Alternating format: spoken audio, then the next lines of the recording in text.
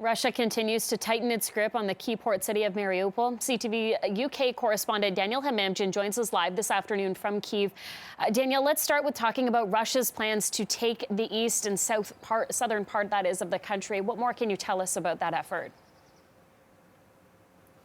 Well, this is day 58 of a war that began publicly from Russia as a military operation to, quote, disarm and denazify a country whose president is a Jew. Well, 58 days later, according to a Russian general, the aim is now to take the entire Donbas region in the east, that is Luhansk and Donetsk, to link it up with the Crimean Peninsula, which, of course, Russia illegally annexed in 2014, to capture all of the south, essentially denying Ukraine access to the sea, and then opening a route to a place called Transnistria in Moldova, which is backed by Russia. Transnistria is a thin strip of land, population less than 500,000. It borders Ukraine from the west. It claimed independence from after the fall of the Soviet Union, and it is not internationally recognized. But now, after 58 days,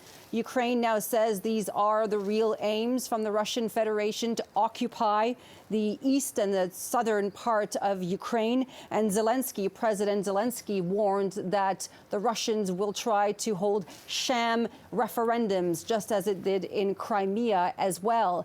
As for that proposed truce, that ceasefire over the weekend, the Easter weekend, the Orthodox Easter, celebrated by both Ukraine and Russia. It was proposed by UN officials. In the end, it was rejected by the Russians, and so we begin this long weekend here with no truce and no ceasefire. Back to you. And now, Danielle, we're hearing the UN says there's increasing proof of unlawful killings. I understand recently you attended a morgue and talked to a family member there. Well, we've been going to these towns and villages north of this city that were just recently liberated, but they were occupied by the Russians for several weeks. And you just have to speak to any resident, and the stories are so consistent of people witnessing people who had done nothing wrong being shot in the back, either in their homes or on a motorbike or in the car. We went to the morgue in Bucha, which of course has become synonymous with allegations of war crimes committed by Russian forces. And there are people there who have been waiting for days to identify loved ones. There are still, of the more than 1,000 bodies that have been discovered in the region, 300 people have yet to be identified.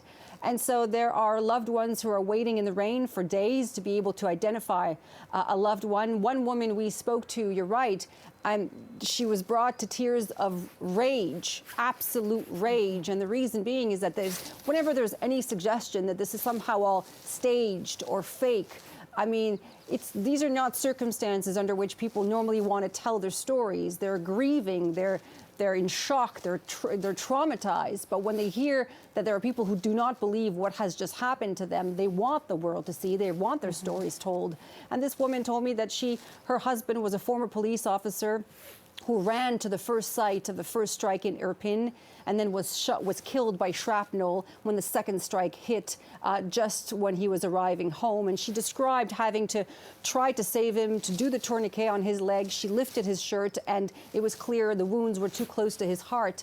And so she is in a state of shock, as are so many. And so the UN human rights monitors who were here did say today that there is clearly growing evidence that war crimes were indeed committed here. Just so heartbreaking to hear about, too. CTV's Daniele Hamamdjian joining us live this afternoon. Danielle, thank you.